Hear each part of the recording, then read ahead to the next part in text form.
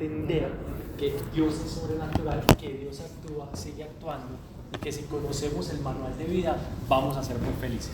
Y para mí eso no es un cuento, no es mercadeo, sino que es una realidad, y por eso hacemos lo que hacemos. Entonces Nati me propone un tema muy bonito, es el gozo. Es un tema que creo que he hablado de él 2 o 3 veces en la vida, no es un tema tan frecuente, y cuando me lo propuse yo dije, hey, qué bacano, sobre todo porque hace 1 año y medio yo venía meditando mucho sobre qué es la verdadera felicidad y qué es el verdadero gozo, sobre todo porque me había tocado acompañar muchos procesos donde había mucha tristeza en las personas, donde había depresión, y es bastante difícil poder acompañar este tipo de personas. Primero vamos a descomponer la palabra. ¿Qué significa gozo? A mí me gusta preguntar un poquito. ¿Quién me dice qué significa gozo? Presencia de Dios puede ser. Alegría. La alegría está un poquito más afuera del gozo, pero el gozo tiene que ver con la alegría. ¿Qué más se les ocurre? Otra palabra que... Bienestar. Bienestar. Hace parte del gozo, pero el gozo todavía es más profundo. Y qué bacano que estés diciendo eso, porque normalmente el hombre que busca alegría, bienestar y una palabra, felicidad. Claro, felicidad, y además que está súper de moda.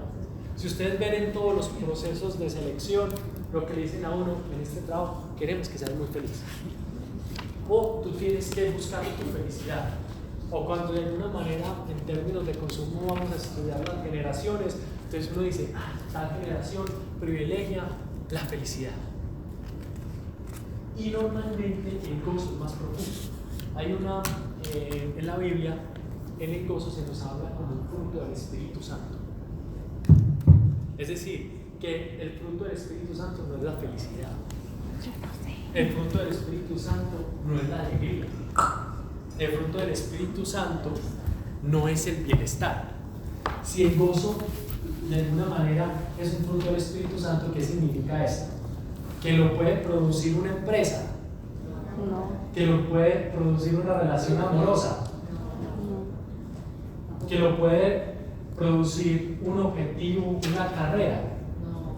Entonces, claro, muchas veces el mundo nos ofrece algo que se parece al gozo, pero no lo es.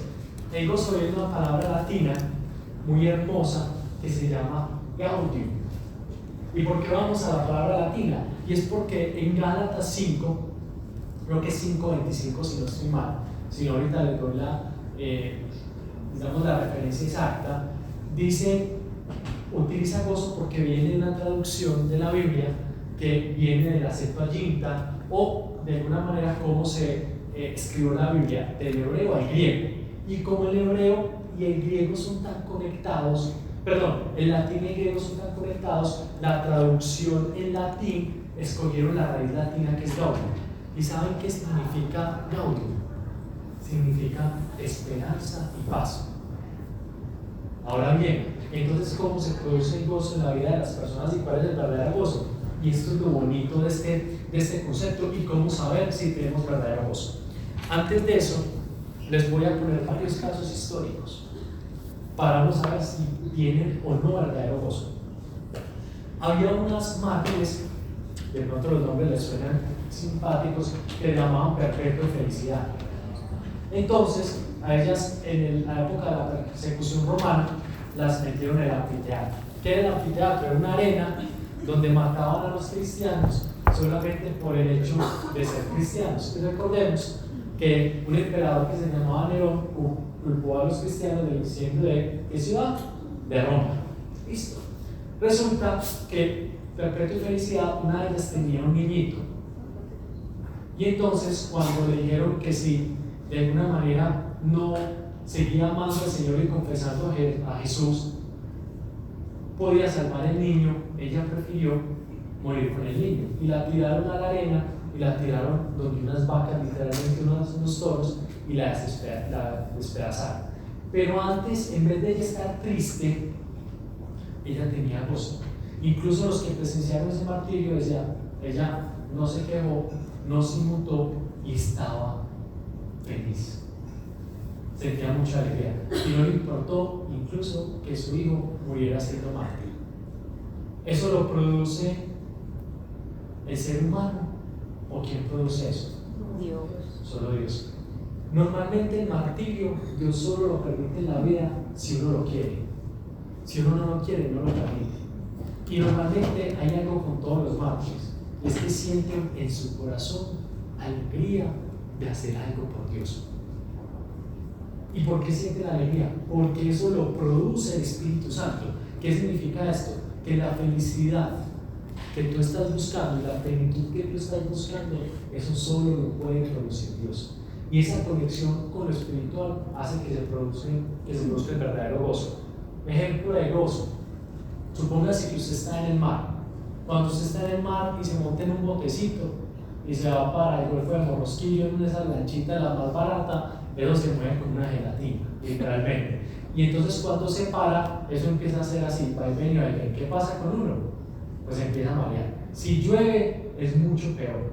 Pero cuando usted baja al fondo del océano y está careteando, ¿cómo está el mar? Tranquilo. Es decir, que el verdadero gozo del Espíritu no depende de la situación en la cual estés. El verdadero gozo y la conexión del Espíritu no depende si te dejó el novio o no te dejó el novio, si conseguiste la novia o no conseguiste la novia, si te dieron el ascenso o no te dieron el ascenso, si Bancolombia te pagó más plata o no te pagó menos plata, o si te van a echar, o etcétera, etcétera, etcétera. ¿Por qué? ¿Y dónde está el problema del corazón humano? El problema del corazón humano es que siempre ha tratado de buscar la felicidad y esa plenitud en las cosas exteriores y en los proyectos que nuestra mente tiene, más no en los proyectos de Dios. Y muchas veces nosotros nos metemos en un montón de sufrimientos que realmente no tienen mucho sentido. Ahora bien, ¿qué tengo que hacer? Porque la idea es que esto sea muy práctico. ¿Qué tengo que hacer para yo saber si realmente mi corazón estoy poniendo en esas cosas que no me dan gozo? La Biblia dice algo muy bonito. En latín dice ubi disaurus ubi cor. ¿Qué significa eso? Allí donde está tu corazón está tu tesoro. Primera reflexión y primera tarea que les voy a mandar: ¿dónde está tu tesoro? Vamos a preguntarnos dónde está tu tesoro. ¿Qué tienen que hacer para saber dónde está tu tesoro? Cuando vayan a hacer la oración, la meditación, cualquier cosa, ¿qué es lo primero que se les viene a la mente? Si lo primero que se les viene a la mente es Bancolombia, tu corazón está en Bancolombia.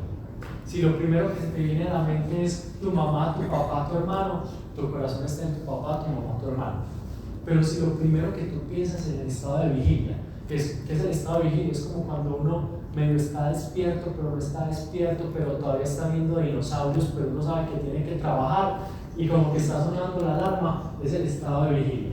¿Qué es lo primero que se viene a tu corazón en el estado de vigilia? ¿Qué es? Lo que tienes que hacer en el día o el amor de Dios. Con eso van a detectar verdaderamente cuáles son sus prioridades. Y empezamos a ver algo muy potente, y es que el gozo, el verdadero gozo, y voy a decir verdadera alegría, que el gozo no es alegría, pero verdadera, porque hay que ponerle como ese epíteto o ese tag, por así decirlo, a esta palabra, viene por sobre todo de la conexión que tendrás con el Señor. Y es algo muy bonito que dice Proverbios. Dice: el corazón triste causa enfermedad, mas el corazón alegre tiene por recompensa la salud. Ustedes sabían que muchas de las enfermedades que nosotros somatizamos, como el cáncer, ¿cierto?, como la artritis, tienen que ver con que hay amargura en nuestro corazón. ¿Cuál es el principal enemigo del gozo? La amargura. Recuerden lo que han hablado en el grupo de raíces de amargura. ¿Y qué pasa con las raíces de amargura? No solo se contamina a la persona, sino que contamina a los demás. Listo. El gozo trae sanidad.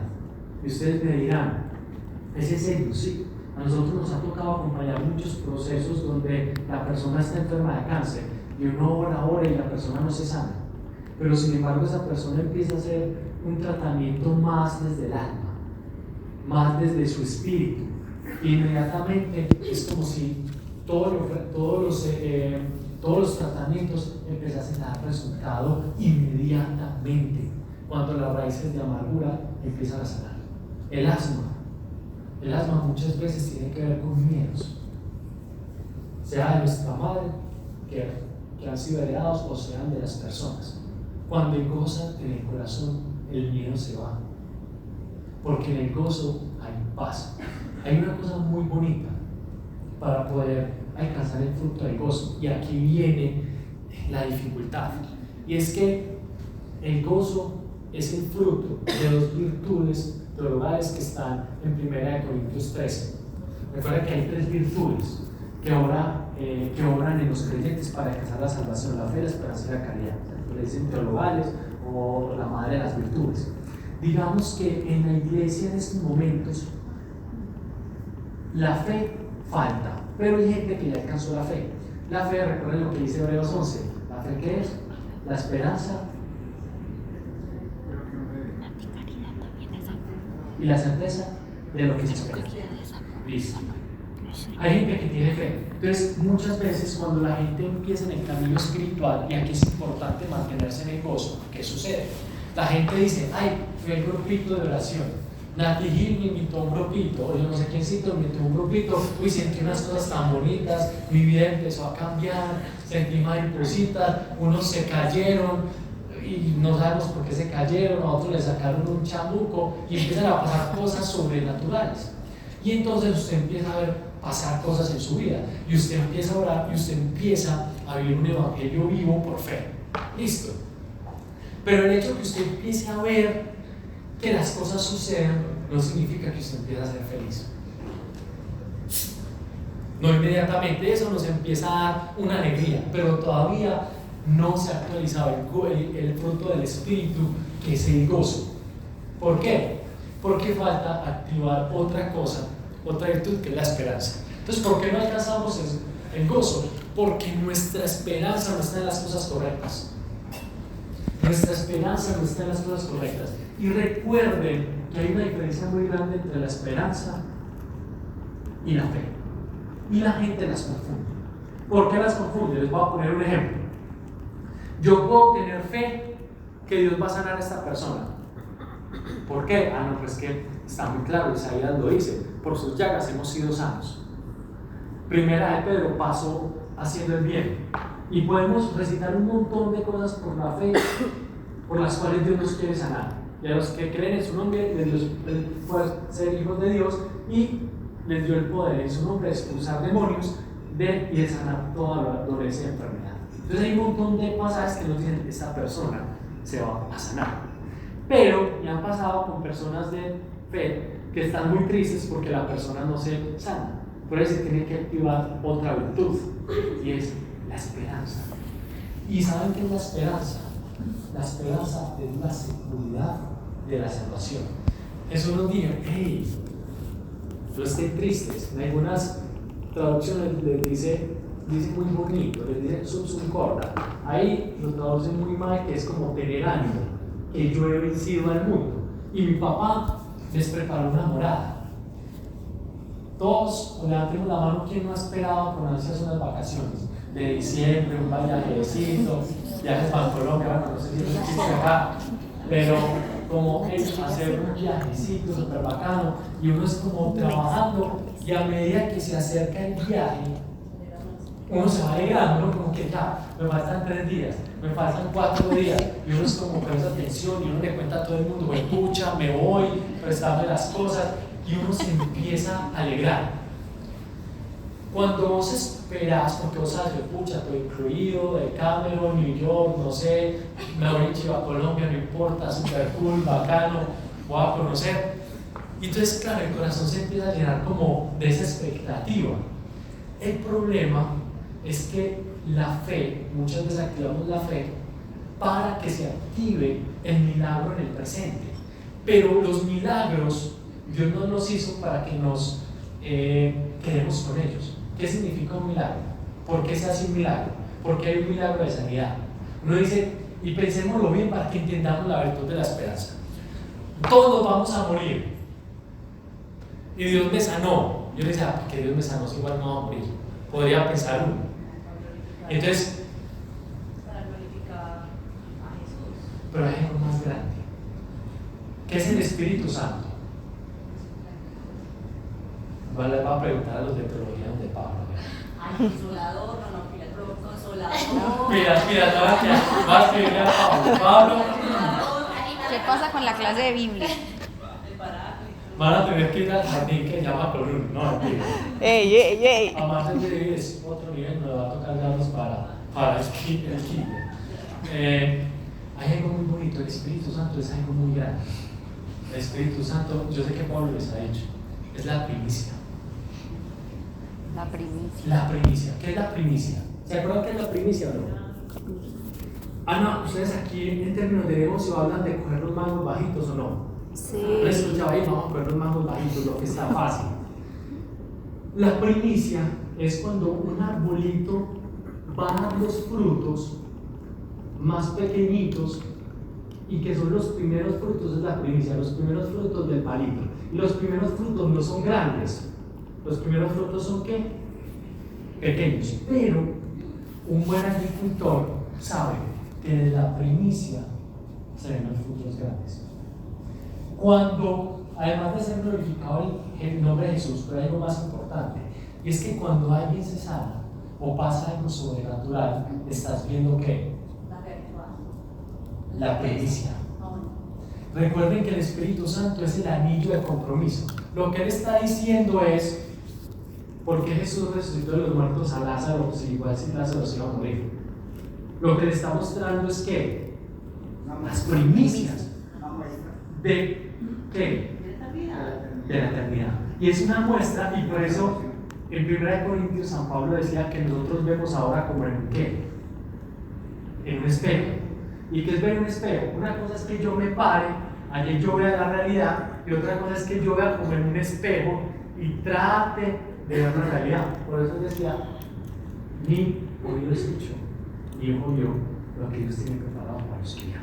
Entonces, cuando se activa la fe y se activa el Espíritu Santo, estás viendo la primicia, es decir, el primer frutico. Y cuando Dios te dice es que yo resucito a los muertos, acá lo que te está diciendo es, yo te preparé una mansión y allá no vas a morir jamás. Cuando Dios te está diciendo esta persona fue sana porque oraste por ella, lo que te está diciendo a Dios es no te alegres porque tu mamá esté sana acá, sino alegrados porque tu nombre está escrito en ¿dónde? En el reino de los cielos. Por eso es que él les decía cuando eran los apóstoles todos contentos, uy, eso es como cuando uno saca el primer chamuco, y lo obedeció, y yo soy una calamidad, y Dios me respalda aunque yo sea una pepequita. ¿Cierto? Porque recuerden que el Evangelio no es especial porque somos especiales, que eso es lo que uno espera, sino porque Él es especial. Entonces, ¿y Jesús qué les dijo, muchachos? No sé, él estaba feliz, está bacano que te alegras por eso, pero alégrese porque su nombre está escrito en el reino de los cielos. Por eso la oración de fe siempre es la oración de fe y termina con una oración de esperanza. ¿Qué dice en la oración de fe? ¿Qué se dice normalmente? Escribe mi nombre en el libro de qué? De la vida. Ahora bien, volvamos al caso.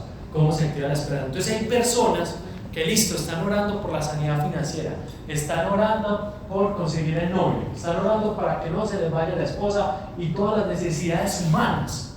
Pero muchas veces nos quedamos en ese milagro puntual y no nos damos cuenta que lo que Dios quiere hacer finalmente es, pues pucha, la mansión. Si vos sabes que empezás a prosperar acá económicamente, si sabes que empezás a vivir una vida diferente, llena de paz, sin el odio, yo lo que se está diciendo es, yo sané tu odio, sané tu tristeza, tranquila que en ese mundo no tendrás tristeza. Pero cuando nosotros no pasamos del plano de la fe al plano de la esperanza, nos entristecemos cada vez que pasan los años. Cuando los hombres del Espíritu, es una palabra muy bonita en latín que se llama homodei, hombres del Espíritu, a medida que se van envejeciendo, son celebrando. ¿Se imaginan ustedes diciendo, uy, una arruguita nueva? Uy, excelente. Uy, pucha, qué belleza. ¿Y saben por qué se alegraban?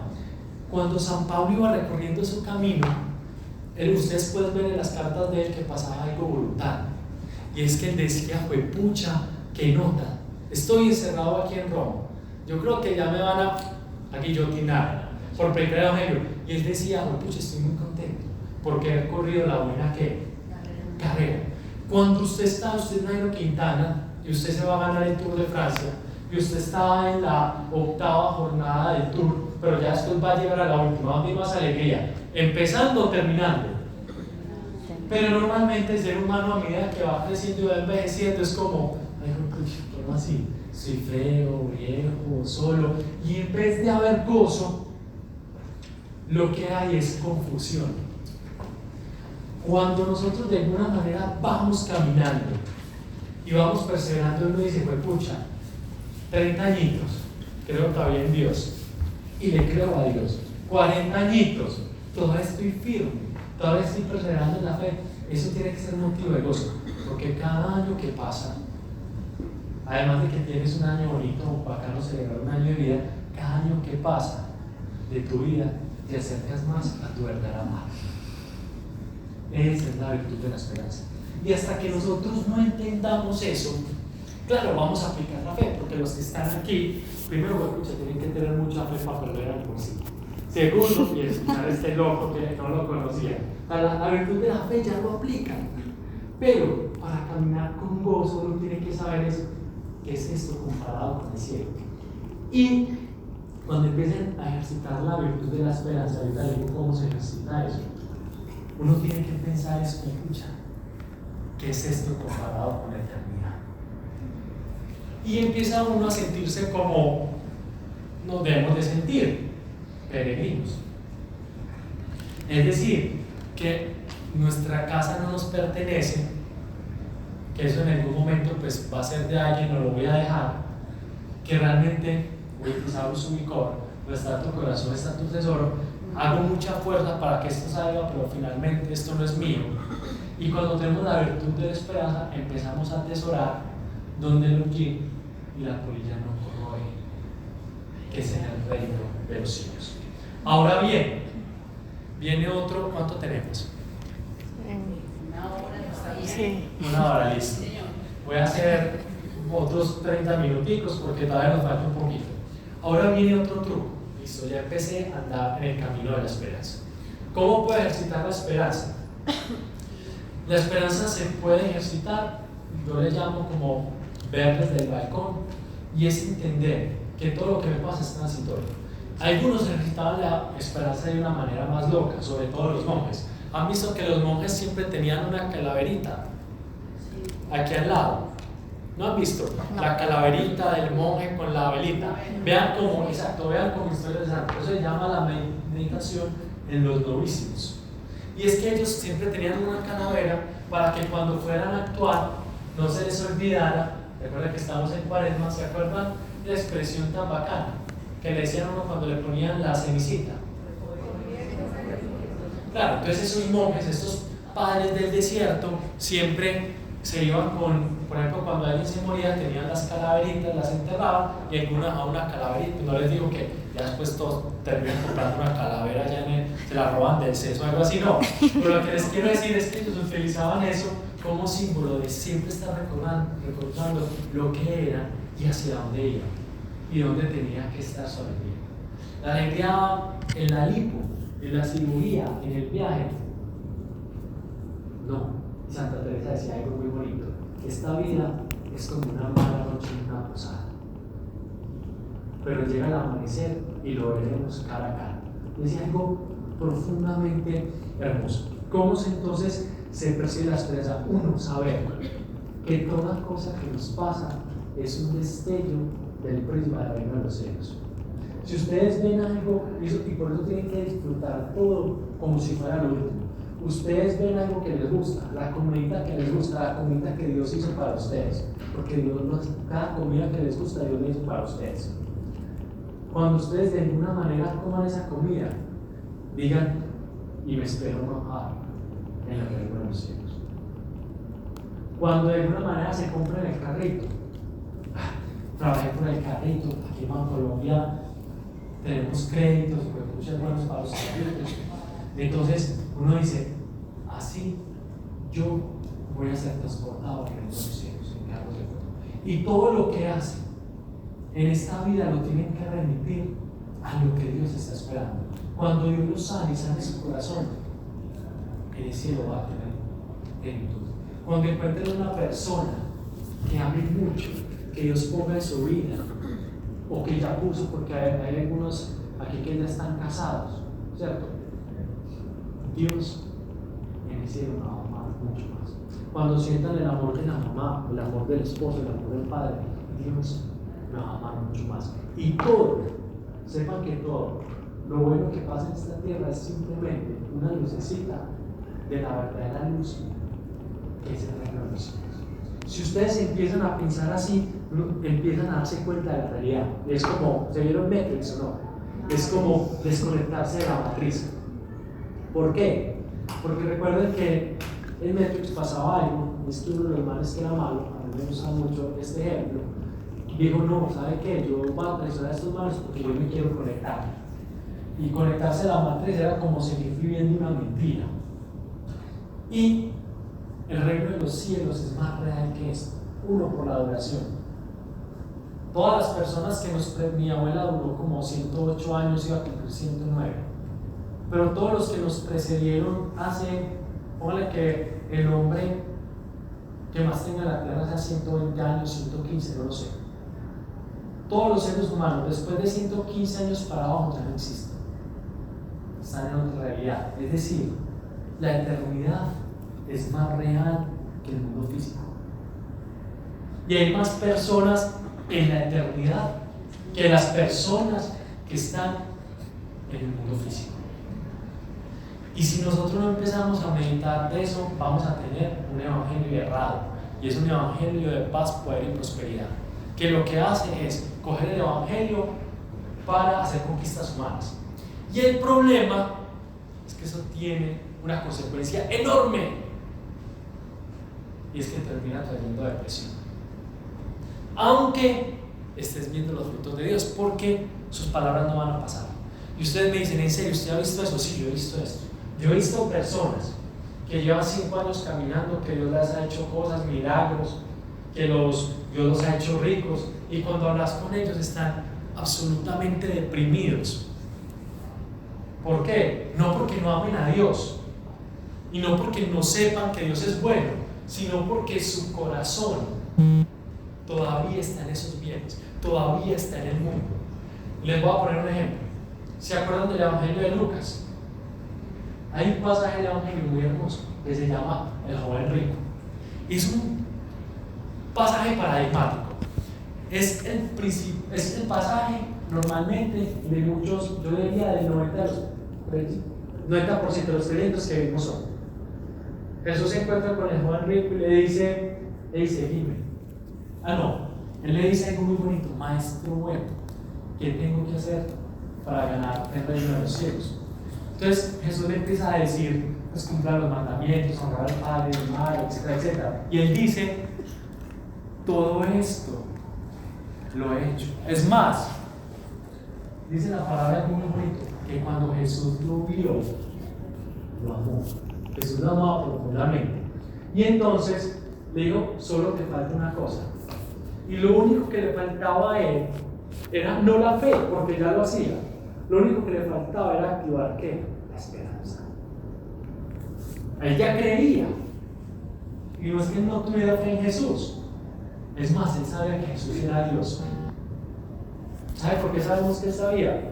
Porque Jesús le dice, ¿por qué me llamas bueno? Si solo bueno es Dios. Él en ese momento sabía que estaba hablando con Dios. O sea, ese personaje, ese joven, era un joven muy interesante.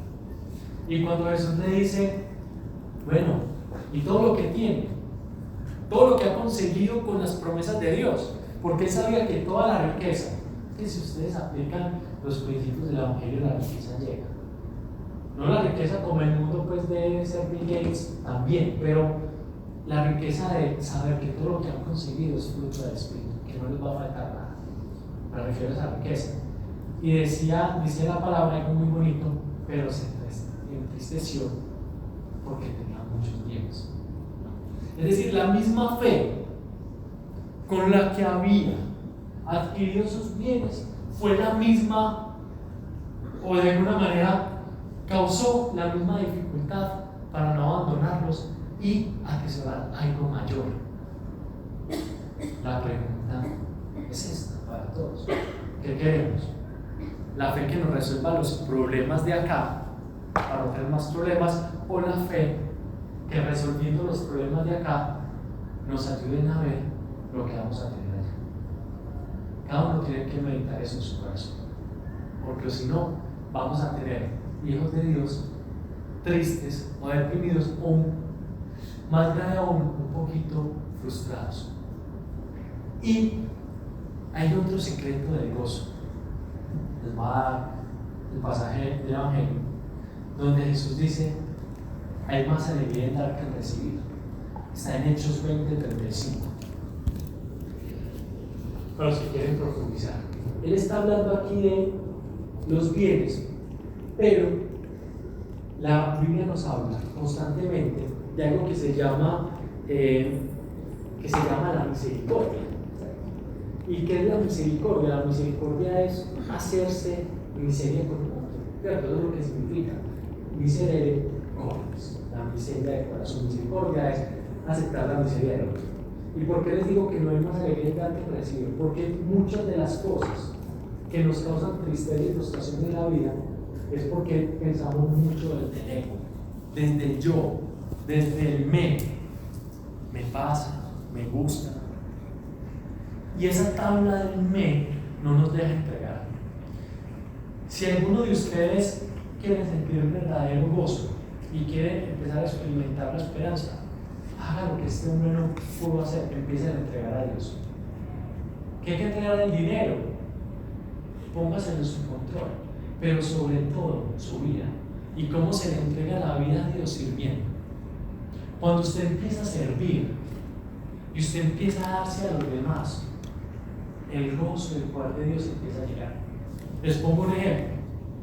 Uno muchas veces está muy mal y uno dice: ay, pucha, no voy a ir a decirle a Nati que mande a alguien que ore por mí, o ir al grupo a ver a alguien de Bancolombia, de la iglesia de Bancolombia, no mentiras, no, pero del grupo de Bancolombia que ore por mí. Y uno es como buscando quién le da. Yo les propongo un reto. Cuando ustedes estén llevados del berraco y ustedes solo quieran recibir como mimo, mamá me mima, le pongo la cabecita a la mamá, llamo a la perrita para que me mime, porque pues como que la perrita y el gato es el único que me quiere, ¿no? Pero cuando ustedes quieran recibir, les propongo este reto: vayan a dar. La Madre Teresa tenía un dicho muy bonito: hay que dar hasta que duela y seguir dando hasta que duela. Es un reto muy bonito. Cuando ustedes de alguna manera tengan problemas financieros, vayan y hablen de las finanzas y oren por las finanzas de otros. Cuando ustedes tengan problemas afectivos y que no las quiera ni el espejo, o no les quiera ni el espejo, vayan y consuelen los problemas afectivos de otros. Cuando ustedes se sientan solos y ustedes se pucha, no, uno bien depresiva, voy a consolar a la depresiva, no, yo me voy a ir donde no sé, la amiga loca, siempre hay alguien loco que hace reír en la casa, uno no sabe, ¿cierto? Vayan y den, incluso de lo que les esté faltando. Hay más alegría en dar que en recibir. Empiecen a aplicar ese principio para todo, pero sobre todo para la paz del espíritu. Y cuando ustedes empiezan a hacer violencia, porque para eso hay que hacerse violencia, uno está mamado, está mamado, 8 de la noche, una persona que ore por ella, no, yo quiero ver el fútbol. Pucha, los grupos, siempre los partidos de Libertadores, de Nacional, de Madre, ¿por qué? Vaya, seguramente en el partido va a insultar, se va a volver muy alegre, pero cuando usted va y da y sale de ese grupo y dice: pucha, Dios, que no se me olvide esta sensación, que no se me olvide si se me olvida esto, si se me olvida esto, no va a ser capaz de volverlo a hacer. Y eso es hermoso. Háganse violencia, no les den miedo. Ustedes quieren ser felices, quieren sentir gozo. Hay otro secreto para el gozo. Y aquí uno tiene que ser muy juicioso. Los hombres no somos tan juiciosos, eso es un problema. Las mujeres son muy juiciosas y es casi que lleven el diario. Dice el Salmo algo muy bonito y es: alabo al Señor y recordaré todos sus beneficios. Cuando uno se le olvida lo que Dios ha hecho por uno y uno está metido en un problema, lo primero que uno ve es el problema. Y cuando uno ve el problema le pasa la de perros. Segundo, una de las cosas para sentir gozo y para uno no dudar, porque somos la fe de nosotros del Señor, pero aumenta mi fe. ¿Recuerdan esa petición? Cuando ustedes no recuerdan lo que Dios hizo, se pierde algo fundamental para el gozo, y es la gratitud. Y cuando no hay gratitud, no hay esperanza. Y si no hay esperanza, el gozo se pierde. ¿Por qué la gratitud y por qué el recordar? Les voy a poner un ejemplo muy sencillo.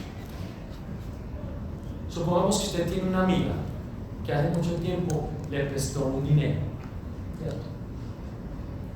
Y usted por ahí, por un motivo, razón o circunstancia, usted se dejó de verse en ella, pero no se ve con ella hace mucho tiempo. Pero cuando usted la ve y se acuerda de lo que ella hizo, ¿cuál es su comportamiento con respecto a ella? ¿Qué pasa en su corazón? Pucha, esta me pagué la carrera, me ayudó a llegar a la quincena. O sea, hay gente con la que uno tiene gratitud, ¿cierto? Y cuando hay gratitud, eso produce dependencia. ¿Qué es dependencia? Que no es lo mismo si usted se encuentra con Juanita. Si usted le pidió la plata, Juanita me dejó tirada. Qué pereza. Y se encuentra con Teresita, y Teresita le prestó la plata, le ayudó, la acompañó, la llevó al banco, la llevaba a Colombia para que a Colombia no le quitara la casa. No, mentira, no. Pero para que no nos quedemos si me está durmiendo.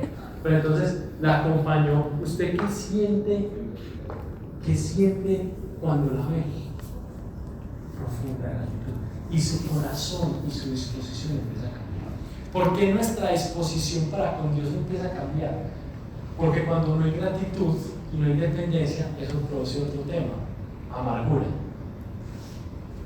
O si no produce, en el caso que no produce amargura, eso también nos hace como ignorar a la persona. Pues no me ha ayudado, o sea, no sentir la necesidad de dar, no sentir la necesidad ni siquiera de pedir. Y en los momentos oscuros es cuando más tenemos que pedir. Pero cuando vos estás en la dificultad y vos ves que pasó Juanita, estás otra vez llevado, pasó Juanita, y uno ve a Juanita, y uno lo primero que dice: no, escucha, estoy llevado del trabajo. Bien llevado, y esa que no ayuda, ¿cierto? Y te necesita bien lejos. Claro, si no recordás y no tenés presente a Dios en esos momentos complejos, y no generas esa dependencia, no te estás acordando de dónde te sacó Dios, lo más seguro es que la esperanza se empieza a liberar. Y entonces te llenas de tristeza, se te olvida dónde te sacó. Y a mí me ha tocado ver personas, les voy a contar casos. A mí me ha tocado ver cosas las más charras del mundo. Yo tenía un amigo que fue muy bonito, lo que les cuento lo puedo contar porque me ha contado su testimonio, fue de experiencias raras. Que yo recuerdo que cuando yo iba a la casa de él, él empezó a caminar con el Señor, entonces le gustaba que nosotros fuéramos a escucharlo, entonces era muy contento porque decía: uy, Dios cambió mi vida. Y yo decía: bueno, contame. Decía: no, hermano, es que yo estaba en orgías y tenía como 5 novias y echaba vareta y todos los vicios habidos y por haber los tenía. Decía: oye, pucha, y hoy, este fin de semana, solo estuve con una prepago, muy mejorando. Y yo, pucha, hermano, ánimo, adelante. Y entonces, y decía: ay, y no, y ya, estoy dejando la droga, solo me emborraché, pero voy para adelante. Y yo: ay, bacano, que, mano, un santazo ya, papá, está contigo. Ya después Hermano, 2 meses, ¿saben qué, muchachos? Ya no hay prepagos en mi vida, ya solamente tengo 3 novias, con una voy bien. Yo le estoy diciendo a Dios que me ilumine, ya no me estoy ni cuevando en las fincas, además sé que me cuevaba en las fincas, y si iba a echar vicio y perico, no, ya me puse, yo voy a la finca solo con una pelada, no tiramos vicio, vamos bien. Y yo, de una, bacano, sollado, Dios te va a sanar, sigue llorando, porque lo bonito del Evangelio es que es un proceso, Dios nos va llevando de a poquito y nos va exigiendo renuncias de a poquito. El caso es que después ya de su vida, hermano, ya iba a cursos de Biblia, hermano, ya pucha, ya dejé todas esas, bueno, no digo lo que decía, de todas las peladas, de todas las mujeres, y ya encontré, estoy saliendo con una pelada, yo voy a ser el hombre de Dios que ella necesita, y el más súper contento, y entonces ya haciendo un montón de deporte, madurándose a trotar todos los días, buscando dónde hacer media maratones, y el más súper disciplinado, y Dios cambió su vida, ¿cierto? Hizo cosas maravillosas. Una vez incluso oró por una persona y la persona se sanó de cáncer. Fue puchi, ya Dios actúa en mi vida, no sé qué.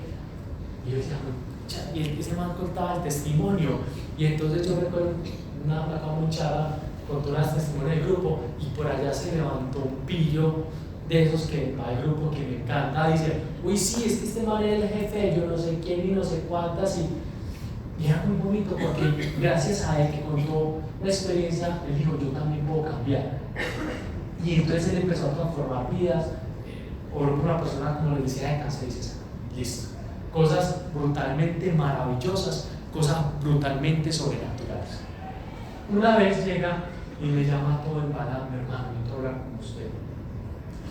No, Dios me abandonó. Y yo, me pucha, no, este man, ¿dónde se metió? ¿Dónde está? Está está aquí en Medellín, pues no me tengo que ir por allá, quién sabe a dónde sacarlo. Me dice, no, hermano, no, venga, aquí estoy en la casa, tal. Pues bueno, ¿qué pasó? No, hermano, Dios me abandonó. Y yo, vení, pero contame. Y eso se cogía el pelo y andaba y parecía como un mico enjaulado y no me decía. Y finalmente, después de todo eso, me dijo, no, es que, ¿sabes qué? No sé si me voy a casar con esta pelada. Y llevamos como 2 meses, llevamos como 2 años y ya yo me quiero casar con él y yo no sé si es o no. Y yo le decía, a ver, pero te metiste con otra. No, Dios me abandonó. Y yo, pero vení, ¿qué hiciste? ¿Has hecho algo raro? Y yo me ponía a pensar, mirando desde el balcón, y yo, este man salió honesto, de los negocios malos, tiene todos los negocios en limpio, paga a la DIAN, hace todo legal, fue pucha, ha salido de todo esto, y de pronto no sabe casar, no sabe si la pelada o no es la pelada, está confundido y me abandonó. Y entonces decía, pero ¿vos te has acordado de todo lo que Dios te sacó? Pero no, sí, es que esto es un momento muy crítico de mi vida. Y yo, a ver, salí del momento, salí de que estás preparando un matrimonio, pues complejo, pero no tanto. Salí de que estás preparando un matrimonio, vamos a rebobinar. Y empezamos. Vamos a recordar lo que Dios hizo. ¿Te acordás cuando? Ay, pucha, Dios es muy maravilloso. Uy, sí, hermano, es que yo no le he contado todo eso. Donde le cuente no se casa conmigo. Ella no conoce el testimonio, todo entero. O sea, las partes triple que las tenía súper cortadas, ya. Puro control parental. Entonces, es que sí, Dios sí me quiere mucho. Y finalmente, después de mucho andar en su corazón, descubrimos que solo tenía miedo. Y entonces yo le decía, ¿recordás cuando esto sentías todo el miedo? Y vamos a hacer un proceso, pero créanlo que por ahí 5 horas recordando todas las cosas locas que había hecho Dios con él. Y decía, pucha, no me puedo fantasear. Parece un ejemplo muy bobo, pero realmente es un caso de la vida real. Y muchas veces nos pasa en la vida esto. Dios nos ha sacado de un problema súper grande. Estábamos metidos en una relación más maluca que un tetero. Estábamos llevados del berraco. Estábamos caminando con Dios. Y una medio cosita es como, pucha, Dios me abandonó. Pero si recordás en tu corazón, por eso, alma mía, no olvides los beneficios, no puedes olvidar lo que Dios hizo, porque recordando eso, yo decía, bueno, en conclusión, hermano, hay que orar. Dios me puede devolver el amor. Yo ya no es que Dios te va a devolver el amor, es que tienes mucho miedo al compromiso. Tienes demasiado miedo al compromiso. Oremos para que Dios te quite el miedo. Oro para que Dios te quite el miedo. No pasa nada. El segundo día, si yo era Señor, quítame el miedo. Al séptimo día, yo recuerdo que dijo, hermano, ya la vi, estoy preparado. Y de ese miedo se empezó a llenar de amor por esa persona, porque no era que no la quisiera, él se empezó a asustar mucho, porque decía, no, yo que me voy a encadenar. Y es de estas personas que siempre han sido demasiado libres y apretarlos es una cosa muy dura, el miedo a un compromiso tenía que ver con un tema de rechazo que era que estaba en su corazón. Pero Dios se lo mostró. Y en eso Dios mostrárselo, vio que Dios pudo obrar. El saber esto nos va a quitar los momentos difíciles, ¿no? Pero como dice la palabra, el que se humilla delante de Dios, Dios lo exalta delante de los hombres. Si nos humillamos delante de Él nos va a levantar y nos va a sacar de cualquier lugar que nosotros tenemos. Y hay otra cosa muy importante que produce gozo. La palabra dice, la alegría del Señor sea mi fortaleza. Eso está en Nehemías 8:10. ¿Por qué les digo eso? Porque es imposible ser fuerte en todo lo que ustedes hacen si no están alegres. Es imposible poder llevar la palabra de Dios si uno no tiene un semblante y un corazón alegre. Y el gozo produce fortaleza. No es lo mismo que usted de alguna manera esté como un toro, que usted esté contento y que se encuentre con un problema, que usted esté bien alicaído y de alguna manera vea un gigante, vea un ejército contra usted, que significa una situación maligna. Si usted no tiene gozo, no hay fortaleza. Y por eso es una oración. Y yo les invito a que su corazón la repita mucho. Señor, que tu alegría, que tu gozo sea mi fortaleza. Que gozarme en ti y saber que tú me has amado, esa sea mi fortaleza. Mi fortaleza no puede estar en si me siento bonito o feo, si me siento, hoy me sentí un poquito más inteligente, hoy me sentí un poquito más brutito.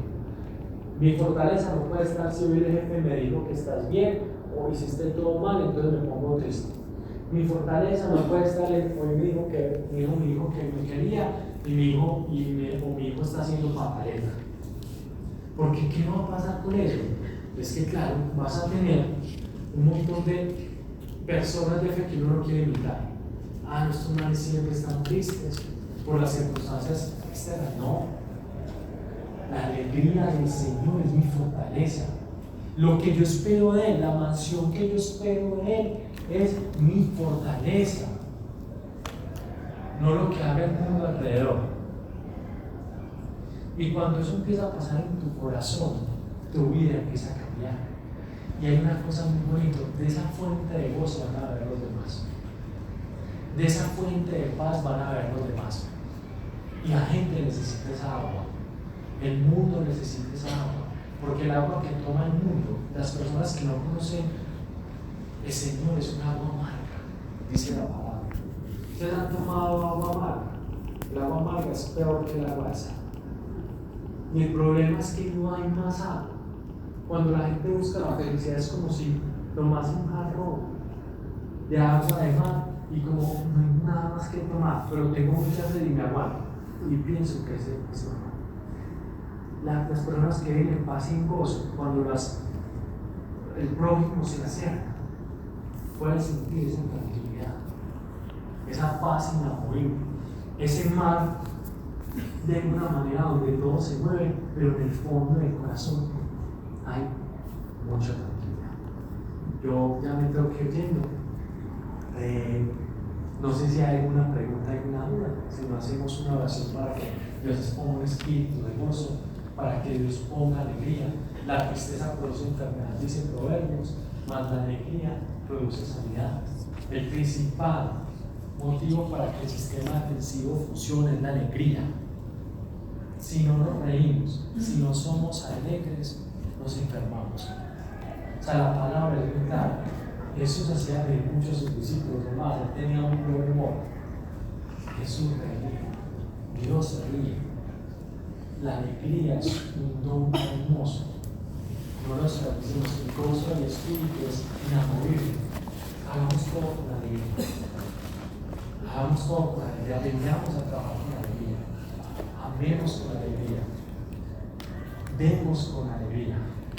Salgamos de nuestro egoísmo y nuestro dolor para nuestro demás. Y van a sentir el gozo de eso. Vamos a hacer una oración para que Dios les dé el don del gozo de eso. Amado Padre de los cielos, te bendecimos, Dios. Bendecimos esta empresa, Señor, que permite este espacio, Dios. Gracias por su generosidad. Bendecimos la generosidad de estas personas que escuchan tu palabra, amado Padre de los cielos. Yo los levanto a ellos y cada uno de sus familias.